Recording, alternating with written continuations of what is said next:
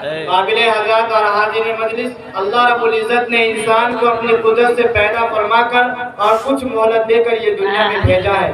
یہ دنیا انسان کے لیے امتحان گاہ نہیں، یہ دنیا انسان کے لیے آرام گاہ نہیں، یہ دنیا انسان کے لیے چارہ گاہ نہیں کہ انسان کھا پی کر کھیل کود کر موج مستی کر کے زندگی گزار دے، بلکہ اللہ رب العزت نے انسان کو اس دنیا میں اس لیے نہیں پیدا فرمایا کہ وہ منچاہی زندگی چھوڑ کر منچاہی زندگی گزارے، بلکہ اللہ رب العزت نے انسان کو اس دنیا میں اس لیے پیدا فرمایا ہے کہ وہ منچاہی زندگی چھوڑ کر اب چاہی زندگی گزارے۔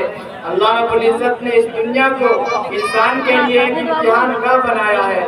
اللہ رب العزت نے اس زمین، آسمان، چاند، سورج، ستاروں، پہاڑوں، دریاؤں، بیابانوں، جنگلوں اور آبادیوں اور ان ویرانیوں میں ان تمام چیز کو انسان کے لیے پیدا فرمایا ہے اور انسان کو اپنی عبادت و بندگی کے لیے پیدا فرمایا ہے۔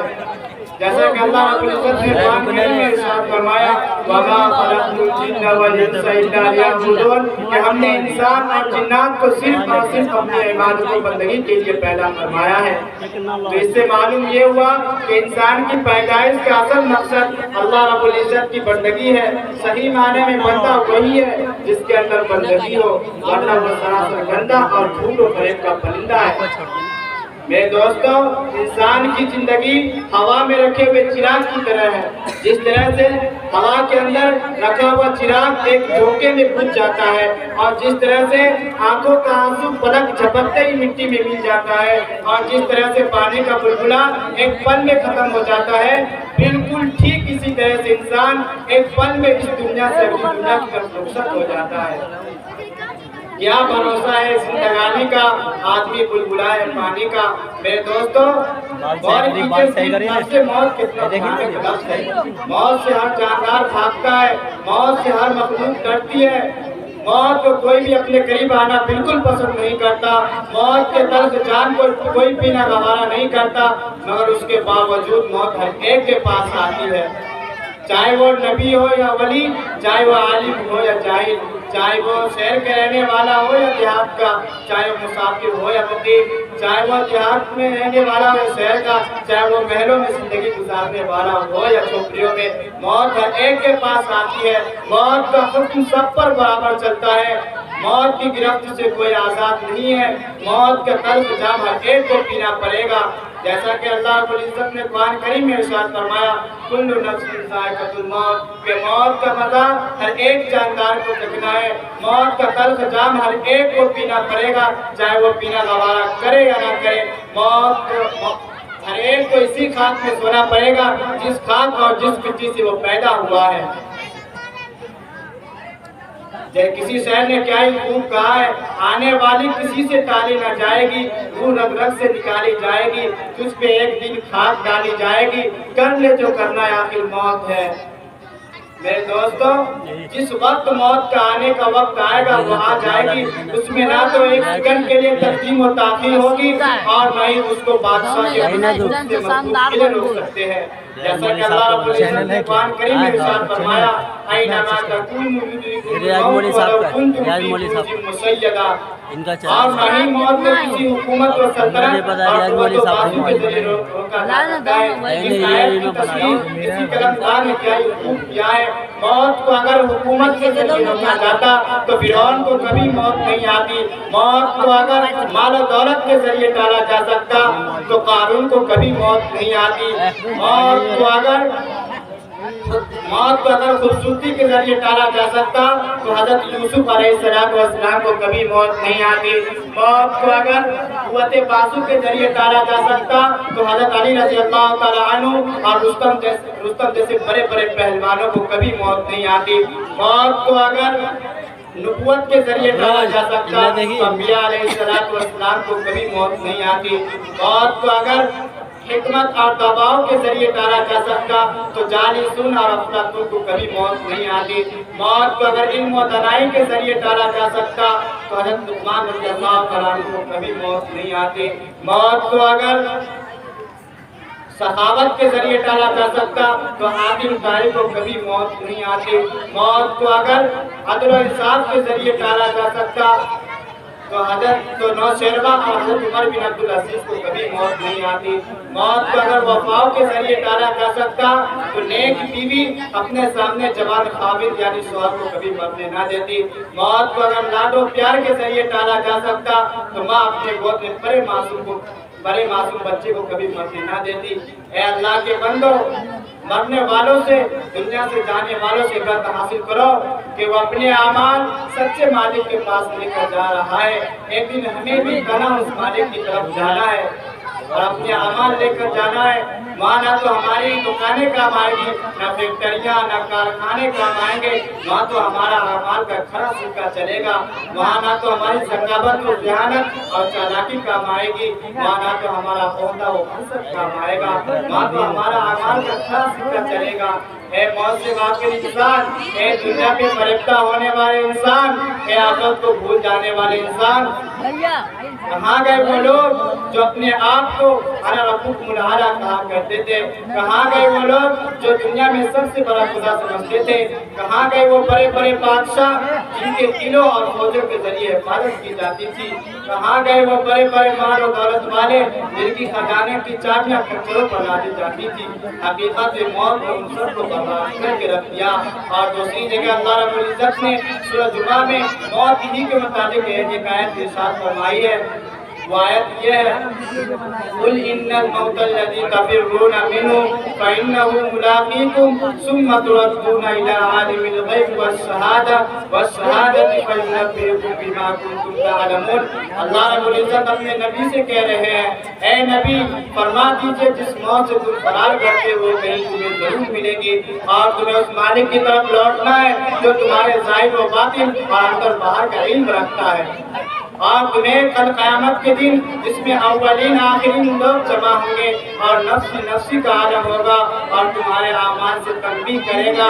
اور اگر تم نے خدا اور اس کے رسول کی اطاعت و فرما برداری میں زندگی گزاری تو نامہ اعمال تمہارے دائیں ہاتھ میں دیا جائے گا اور فرشتوں سے کہا جائے گا اسے جنت میں داخل کر دو اور یہ پیغام سنا دو کہ اب کبھی بھی تمہیں موت نہیں آئے گی۔ اور اگر تم نے خدا اور اس کے رسول کے قانون کو توڑ کر مخلوق خدا کو تکلیف دینے میں زندگی گزاری اور حلال کو حلال اور حرام کو حرام نہیں سمجھا، رشوت اور سود سے تم نے اپنی جیب کو بھرا تھا، یتیم اور بیواؤں کے مال پر تم نے ڈاکہ زنی کی تھی، تو کل قیامت کے دن ناکامی کا جھنڈا پیچھے کی طرف سے بائیں ہاتھ سے پکڑا دیا جائے گا اور فرشتوں سے کہا جائے گا اس کمبخت کو لے جاؤ اور جہنم میں اونتے منہ ڈال دو۔ میرے دوستو، انسان دولت حاصل کرنے اور کمانے کی بڑی کوششیں کرتا ہے، راتوں میں جاگ کر خون پسینہ کر مال جمع کرتا ہے، لیکن جب انسان کی موت آتی ہے اور اس کی روح پرواز کر جاتی ہے تو لوگ اس کی ساری دولت ہڑپ لیتے ہیں، لوگ اس کی ساری دولت لے لیتے ہیں۔ اگر اس کے بدن پر کوئی زیور ہوتا ہے خواہ معمول ہی کیوں نہ ہو، لوگ اسے بھی اتار لیتے ہیں۔ اس کے کمائی میں سے صرف اس کے کفن ملتا ہے، لوگ ساری دولت دے دیتے ہیں، لوگ نہلا دھلا کر کفن پہنا کر قبرستان کی طرف چل دیتے ہیں اور قبر میں دفنا کر سارے لوگ واپس چلے آتے ہیں۔ صرف دنیا کے اس کے پاس ایک عمل رہتا ہے، خواہ وہ اچھی ہو یا بری۔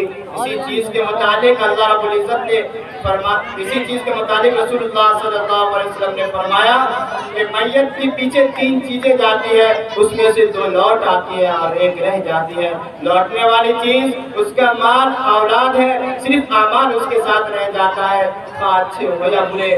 سوچنے کا مقام ہے وہ اعمال جو ہماری قبر کی کٹھن گھڑی اور کٹھن مرحلے میں کام آنے والے ہیں، وہ ہمارے پاس کتنا ہے، وہ آل، وہ اولاد، وہ مال، وہ متاع جو اس ہمارے مشکل وقت میں ساتھ چھوڑ دیں گے، اس کو جمع کرنے کے لیے ہم کتنے فکر مند ہیں۔ جمع کرنے کی کیا چیز تھی، جمع کیا کر رہے ہیں، کسی شہر نے اس کے اوپر کیا ہی نقشہ کھینچا ہے۔ کیا کیا دنیا سے صاحب مال گئے، کیا دنیا سے صاحب مال گئے، نہ دولت ساتھ گئی نہ اطفال گئے، پہنچے تو نہر تک آئے سب لوگ، ہمراہ اگر گئے تو اعمال گئے۔ اسی شہر کے اوپر مجھے مفتی تقی عثمانی صاحب ایک واقعہ یاد آتا ہے۔ مفتی تقی عثمانی صاحب نے اپنے کتاب میں سکندر بادشاہ کا ایک واقعہ درج کیا ہے۔ سکندر بادشاہ کا نام آپ لوگوں نے سنا ہوگا، جو بہادری اور شجاعت میں بہت مشہور تھا۔ नौजवानी के वक्त यूनान से चला और फतेह करता हुआ हिंदुस्तान की जमीन पर आ पहुंचा। सरजमीन पंजाब को फतेह कर लिया और वहां से आगे न बढ़ा और अपने वतन की तरफ वापस होने लगा। उसकी तबीयत खराब हो गई और ऐसा मालूम होने लगा कि अब उसकी जान नहीं बचेगी। उसने अपने वजीरों को बुलाया और कहा कि देखो, अब मैं आप लोगों से जुदा हो जाऊंगा, जब मैं मर जाऊं तो मुझे कफन दफन कर देंगे।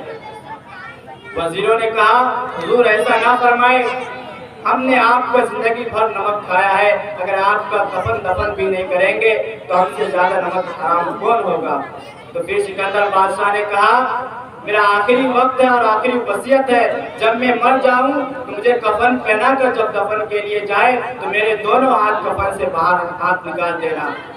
तो वजीरों ने कहा, हुजूर ऐसा ना फरमाए, क्योंकि इसमें आपकी बड़ी बेइज्जती होगी, क्योंकि आपका जनाजा एक बादशाह का जनाजा होगा।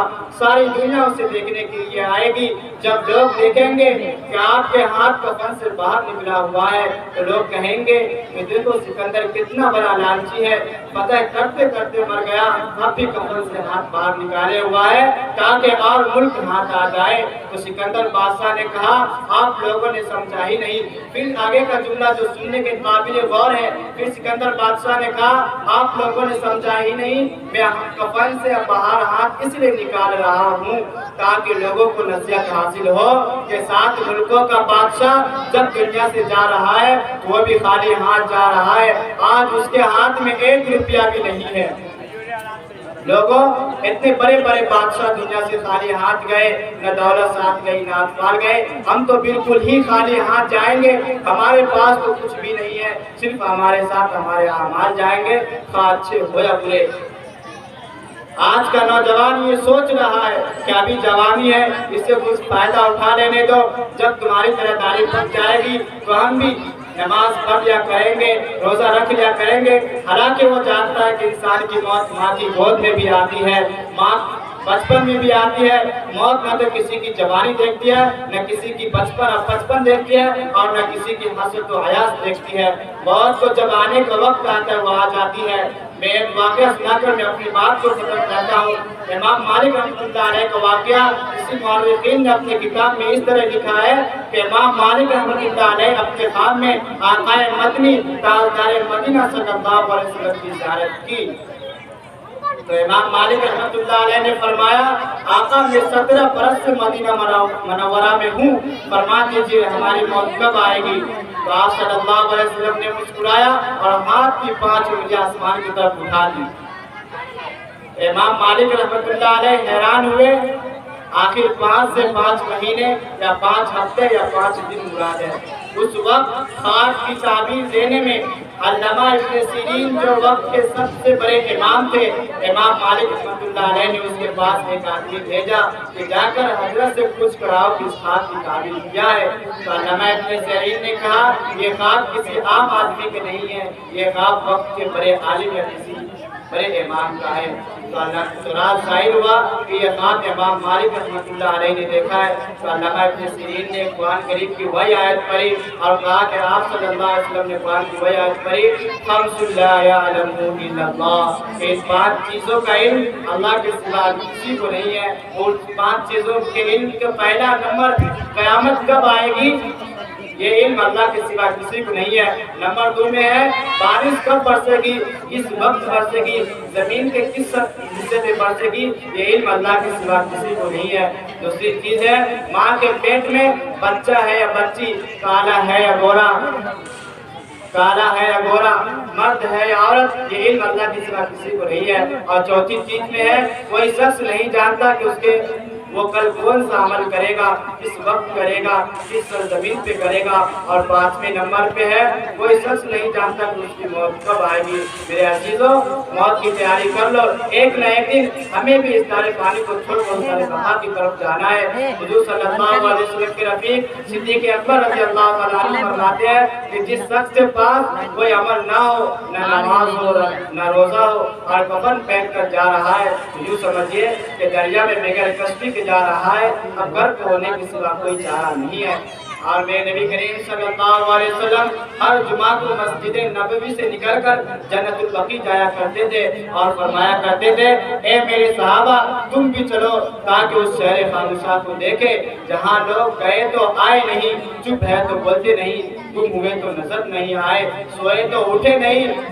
میرے عزیزوں موت کی تیاری کر لو، ایک نہ ایک دن موت ہر ایک کے دروازے پہ دستک دے گی اور مرنے سے پہلے موت کی تیاری کر لو۔ ایک نہ ایک دن ہمیں بھی دوسرے کے کندھوں پر سوار ہو کر اس شہر خاموشہ جانا ہے جہاں لوگ گئے تو آئے نہیں، چپ ہے تو بولتے نہیں، خاموش ہوئے تو نظر نہیں آئے۔ یہی چند باتوں میں اپنے گفتگو ختم کرتا ہوں۔ وما علینا الا البلاغ۔ ماشاءاللہ۔